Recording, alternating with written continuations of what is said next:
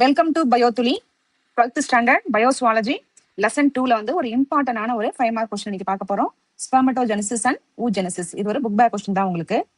இதுல இந்த first one பாருங்க. ஸ்பெர்மட்டோஜெனிசிஸ்ங்கிறது மேலுக்கு நடக்கக்கூடிய ப்ராசஸ். ஊஜெனிசிஸ்ங்கிறது ஃபீமேலுக்கு நடக்கிற ஒரு ப்ராசஸ். சரியா? அந்த ரெண்டு ஓ அப்படி வந்தாலே அதுக்கு மீனிங் என்ன சொல்லுவோம்னா எக்குன்னு சொல்லுவோம். சரியா? எக் வந்து யார் ப்ரொடியூஸ் பண்ணுவானா ஃபீமேல் தான் ப்ரொடியூஸ் பண்ணும். ஸோ இந்த இடத்துல ஸ்பெர்மன் இருக்கு. ஸ்பெர்ம் ப்ரொடியூஸ் பண்றது யாருன்னா மேல்.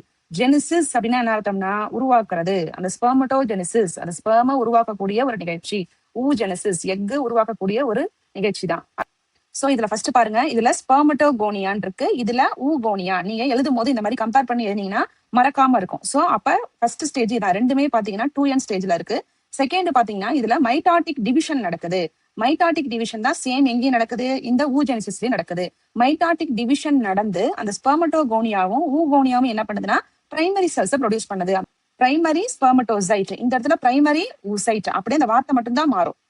அடுத்தது மைட்டாட்டிக் டிவிஷனுக்கு அப்புறம் அடுத்து நடக்கக்கூடிய செல் டிவிஷன் மியாசிஸ் 1. இந்த செல் டிவிஷன் நீங்க மாத்திரக்கூடாது. ஒவ்வொரு தடவையும் என்னென்ன செல் டிவிஷன் நடக்குதுன்னு பாக்கணும். இப்ப ரெண்டு இடத்துலயும் மியாசிஸ் 1 நடக்குது. மியாசிஸ் 1 நடந்து முடிஞ்சதுக்கு அப்புறம் அந்த 2n இருக்கிறது எத்தனையா பிரியுது? ஹாஃபா பிரியுது. மியாசிஸ் செல் டிவிஷனால என்ன அர்த்தம்? Half the number. அங்க இருக்கிறது ஹாஃபா பிரியறது தான் மியாசிஸ் செல் டிவிஷன். அப்ப 2n இருக்கிறது நமக்கு எத்தனை எண்ணா கிடைக்குது? ரெண்டு, ஒரு சிங்கிள் எண்ணா ஹாப்ளாய்டு செல்ஸா கிடைக்குது. இதுல பாருங்க செகண்டரி ஸ்பெர்மட்டோசைட் இருக்கு, இங்க secondary oocyte. Primary oocyte primary ஸ்பெர்மட்டோசைட்ங்கிறது 2n நம்பர். அதுவே செகண்டரிக்கு வரும்போது பாத்தீங்கன்னா ரெண்டுமே எப்படி ஆயிடுது? சிங்கிள் என் ஹாப்ளாய்ட் நம்பர்ஸா ஆயிடுது. இதுல ஃபீமேலான ஊஜெனிசிஸ்ல பாத்தீங்கன்னா ஒரு எக்கு வந்து சின்னதாவும் ஒரு எக்கு பாத்தீங்கன்னா பெருசாவும் இருக்கு. இந்த எக்கு சின்னதா இருக்கு, இந்த எக்கு பெருசா இருக்கு. ஆனா மேல் அந்த மாதிரி இல்ல. ஏன் இந்த மாதிரி கொடுத்துருக்காங்க அப்படின்னா இந்த செகண்டரி ஊசைட் இருக்கு இல்லையா, இது வந்து பெரிய செல்லா இருக்கு. பெரிய செல்லுக்குள்ள நிறைய சைட்டோபிளாசம் இருக்கும். ஏன்னா நம்ம ஹியூமன் பீங்ஸ்க்கு இந்த 46 குரோமோசோம் படிச்சிருக்கோம் இல்லையா, அது ஹாஃப் நம்பரா ஆகணும். ஹாஃப்னா எவ்வளோ? 23 குரோமோசோம்ஸா பிரியணும் இல்லையா, அந்த ஹாஃப் நம்பரா ஆகணும்ங்கிறதுனாலதான் இந்த செல் நமக்கு இங்க எத்தனையா பிரிஞ்சிருக்குன்னா டபுளா பிரிஞ்சிருக்கு. டபுளா பிரிஞ்சதுல ஒண்ணு எப்படி இருக்கு?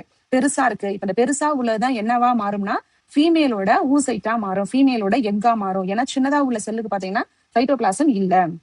அடுத்தது பாருங்க, மியாசிஸ் 1 நடந்து முடிஞ்சதுக்கு அப்புறம் மியாசிஸ் 2 நடக்கும் போது இங்க அந்த செகண்டரி ஸ்பெர்மட்டோசைட் என்னவா மாறுதுன்னா ஸ்பெர்மாட்டிட் அப்படின்னா மாறுது. இந்த இடத்துல பாத்தீங்கன்னா செகண்ட் போலார் பாடியாவும் ஓவமாவும் தெரியுது. இதோட இந்த ஸ்டெப் முடிஞ்சிருச்சு.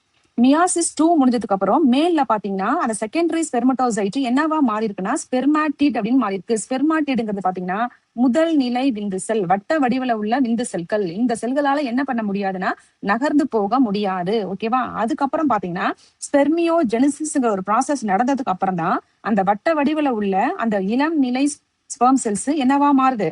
ஸ்பெர்மட்டோசோவாவா மாறுது. இப்ப இதுங்களுக்கு பாரு ஒரு ஹெட், டெய்லு, உடம்பு எல்லாம் வந்துருச்சா. இப்பதான் இதுங்களால என்ன பண்ண முடியும்? மூவ் பண்ண முடியும். இதுதான் மூவ் பண்ணக்கூடிய ஸ்பெர்ம் செல்ஸ்.